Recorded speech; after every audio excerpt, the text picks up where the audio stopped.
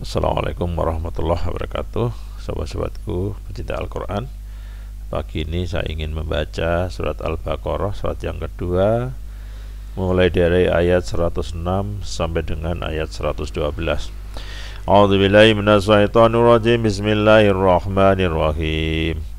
Ma nansa min ayatin aw nunsiha na'ti bi khairim minha aw misliha. Alam ta'lam anna Allah ala kulli shay'in qadir. Alam ta'lam anna Allah lahu mulku samawati wal ard wa ma lakum min dunillahi min waliyyin wala nasir.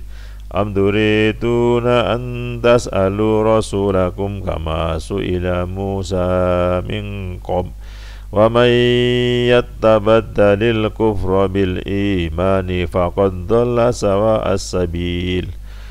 Wa dha katsirun min ahlil kitabi law yaruddunakum min ba'di imanikum kufara hasadan min 'indi anfusihim min ba'di ma tabayyana lahumul haqq fa'fu wasfahu hatta ya'tiyallahu bi amrihi. Inna Allah ala kulli shay'in qadir. Wa aqimus salata wa atuz zakah wa ma tuqaddimu li anfusikum min khairin tajiduhu indallah. Inna Allah bima ta'maluna basir. Wa qalu lan yadkhulal jannata illa man kana hudan aw nasyara. Tilka amaniyuhum Qul hatu burhanakum in kuntum shadiqin. Bala man aslama wajhahu lillahi wa huwa muhsinun falahu ajruhu inda rabbih wala khaufun alaihim wala hum yahzanun. Shadaqallahul azim. Manansah, apa yang kami batalkan, min ayatin, dari satu ayat, atau nunsiha, kami jadikan itu terlupakan, nakti, niscaya kami datangkan, bi khairin, dengan yang lebih baik, minha, darinya, atau misliha, yang serupa dengannya. Alam ta'lam, apakah engkau tidak mengetahui, annallaha, sesungguhnya Allah, ala kulli syai'in qadir, ala kulli syai'in, atas segala sesuatu, qadir, maha kuasa. Terjemah dari ayat 106. Ayat yang kami batalkan atau kami hilangkan dari ingatan, pasti kami ganti dengan yang lebih baik atau yang sebanding dengannya. Tidakkah kamu tahu bahwa Allah Maha Kuasa atas segala sesuatu?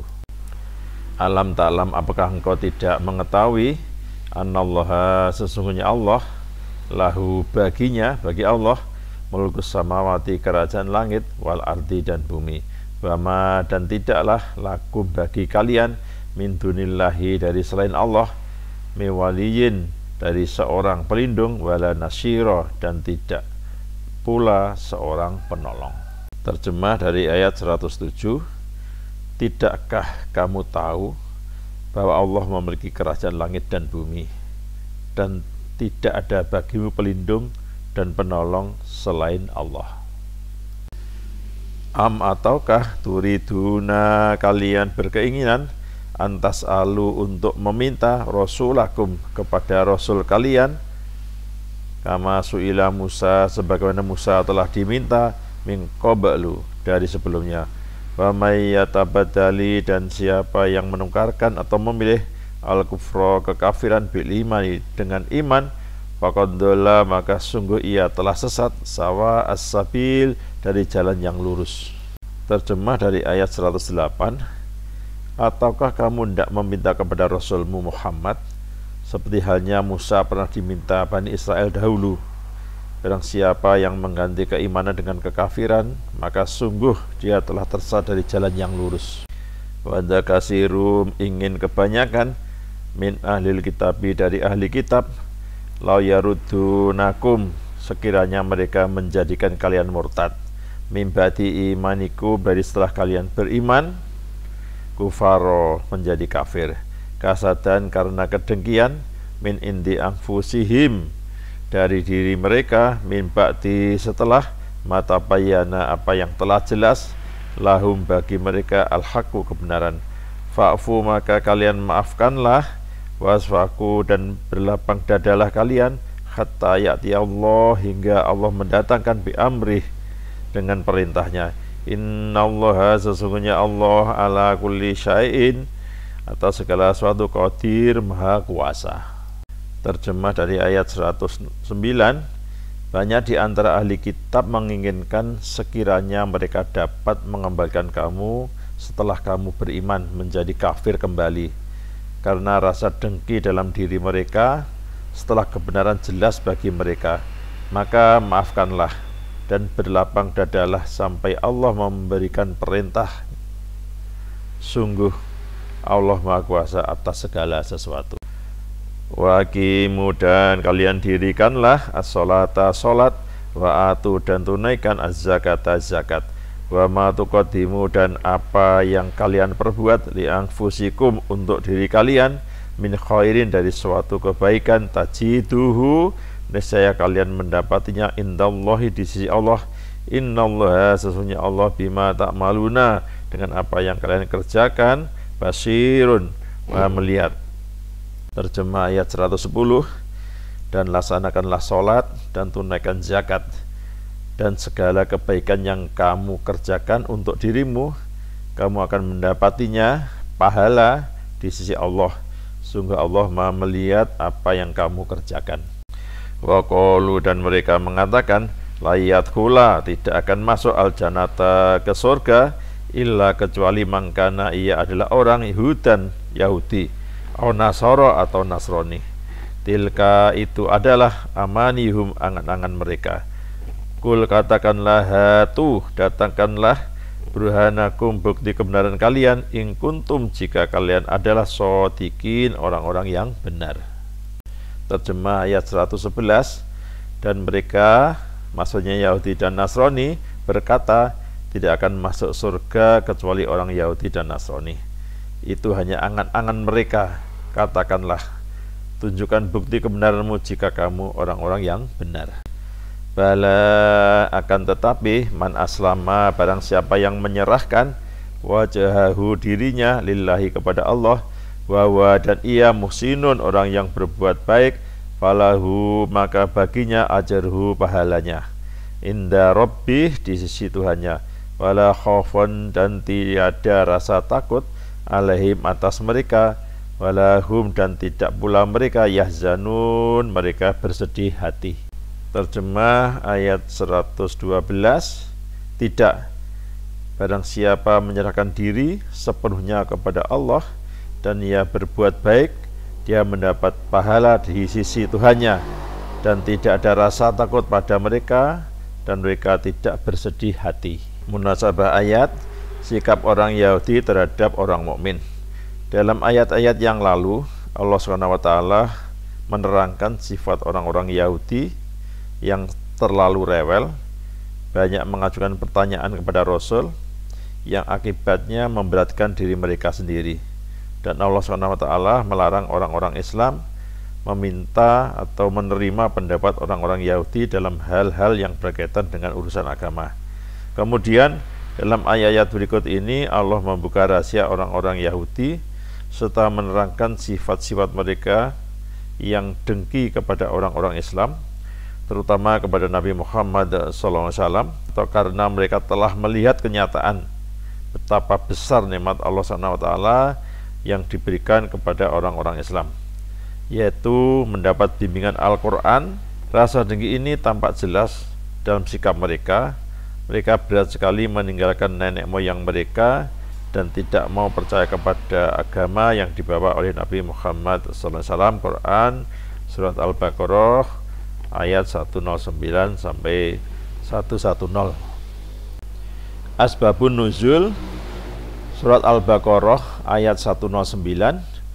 Huyai bin Akhtab dan Abu Yasir bin Akhtab adalah orang Yahudi yang sangat memusuhi dan dengki kepada orang Arab dibandingkan dengan orang Yahudi lainnya.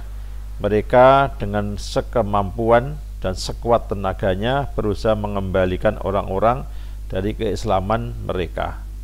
Lalu Allah menurunkan ayat ini, maksudnya ayat 109. Di dalam tafsir At-Tabari, menurut riwayat Az-Zuhri, ahli kitab yang dimaksud dalam ayat ini adalah seorang pemimpin Yahudi bernama Ka'ab bin Ashraf. Sedangkan menurut riwayat Ibnu Abbas, yang dimaksud adalah Huyai bin Akhtab dan Abu Yasir bin Akhtab.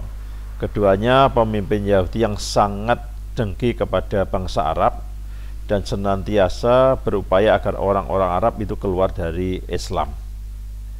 Orang-orang ahli kitab itu dengki terhadap karunia Allah kepada orang-orang mukmin berupa taufik, keimanan, dan petunjuk dalam beragama. Juga karena Rasul terakhir ternyata berasal dari bangsa Arab, bukan berasal dari bangsa Yahudi. Dalam ayat ini Allah menyebutkan betapa inginnya mereka itu mengembalikan orang-orang mukmin kepada kekufuran, padahal mereka sendiri telah mendapatkan penjelasan mengenai benarnya kerasulan Nabi Muhammad SAW dalam kitab suci mereka. Oleh karena itu, orang-orang mukmin diminta untuk bersabar terhadap tindakan mereka sampai datang keputusan Allah atas mereka. Menurut riwayat Ibnu Abbas, Qatadah, dan Arabi bin Anas, perintah maka maafkanlah dan berlapang dadalah sampai Allah memberikan perintahnya. Ayat ini telah dimansuh, dibatalkan oleh perintah yang lain dalam Quran, surat At-Taubah, surat yang ke-9 ayat 5. Maka perangilah orang-orang musyrik di mana saja kamu temui. Ini berarti apabila tindakan dan upaya ahli kitab untuk memurtadkan kembali orang-orang mukmin itu sudah melampaui batas, maka Allah memerintahkan untuk memerangi mereka, bukan hanya memaafkan dan berlapang dada. Ya, ada di halaman 418 sampai dengan 425. Penjelasan di dalam tafsir Ibnu Katsir. Dalam banyak ayat dan hadis ditegaskan bahwa kaum Yahudi selalu menebar dendam dan amarah kepada kaum muslimin. Dalam ayat ini Allah SWT melarang keras kaum muslimin untuk mengikuti langkah-langkah mereka. Hal itu karena banyak hal terselubung dalam diri mereka yang dapat mengancam keteguhan iman kaum muslimin. Selain itu, kaum Yahudi acap bersikap mendua dengan melakukan berbagai penyimpangan terhadap ajaran Allah SWT yang sejatinya mereka ketahui hakikat dan kebenarannya. Ibnu Abi Hatim meriwayatkan dari Abdullah bin Ka'ab dan bin Malik, suatu hari seorang Yahudi bernama Ka'ab bin Ashraf mendatangi Rasulullah SAW. Ia seorang penyair yang sangat terkenal. Mengetahui Rasulullah SAW seorang nabi yang ummi, ia hendak menunjukkan kemampuannya. Allah lalu menurunkan ayat ini. Sementara itu, menurut riwayat dari Ibnu Abbas, setelah mengetahui Rasulullah SAW seorang ummi, orang Yahudi merasa beliau tidak pantas menyampaikan risalah kepada mereka. Allah SWT kemudian menurunkan ayat ini. Di hadapan Rasulullah SAW, mereka seolah-olah beriman kepada beliau, sementara hati mereka ingkar. Maksud ayat, maka maafkanlah dan berlapang dadalah sampai Allah memberikan perintahnya. Allah SWT memerintahkan kepada Rasulullah SAW agar berlapang dada dalam menghadapi sikap mereka. Ayat ini mengandung seruan agar Rasulullah SAW bersabar menerima perlakuan mereka sampai ketentuan baru datang mengenai apa yang harus dilakukan untuk merespon perlakuan mereka itu. Ada di halaman 71 sampai dengan halaman 72. Kasanah pengetahuan surat Al-Baqarah ayat 109. Yahudi menumbuh suburkan paganisme melalui Freemason. Paganisme ini adalah menyembah berhala ya. Pada sebagian kitab perjanjian lama, misalnya Yosua, berbagai perintah diberikan untuk melakukan kekejaman terhadap orang-orang non-Yahudi. Pembunuhan massal diperintahkan tanpa memandang wanita, anak-anak, atau orang-orang tua. Kekejaman tanpa batas, kekejaman tanpa belas kasihan ini sepenuhnya bertentangan dengan keadilan Tuhan dan mengingatkan kepada kebiadaban budaya pagan yang menyembah dewa-dewa, perang yang mistis. Berbagai pemikiran pagan yang disusupkan ke dalam Taurat ini tentu mempunyai asal muasal. Pastilah ada orang Yahudi yang mengambil, menghormati, dan menghargai suatu tradisi yang asing bagi Taurat dan mengubah Taurat dengan menambahkan ke dalamnya pemikiran-pemikiran yang berasal dari tradisi yang mereka ikuti. Asal-usul tradisi ini merentang jauh hingga ke para pendeta Mesir, hingga ke para pendeta Mesir kuno pada ahli sihir rezim Fir'aun. Tidak lain, Kabalah adalah yang dibawa dari sana oleh sejumlah orang Yahudi. Kabalah mempunyai bentuk yang memungkinkan Mesir kuno dan doktrin pagan lainnya menyusup ke dalam agama Yahudi dan berkembang di dalamnya. Harun Yahya, judulnya Ancaman Global Freemasonry 2005. Demikian teman-teman, sudah saya bacakan surat Al-Baqarah ayat 106 sampai 112. Saya bacakan arti perkata, saya bacakan terjemahnya, saya bacakan munasabah ayat, asbabun nuzul, tafsir baik At-Tabari maupun Ibnu Katsir, dan kasanah ilmu pengetahuannya yang terkandung pada ayat 109. Mudah-mudahan semuanya ini bermanfaat. Kita cukup. Alhamdulillah. Wassalamualaikum warahmatullahi wabarakatuh.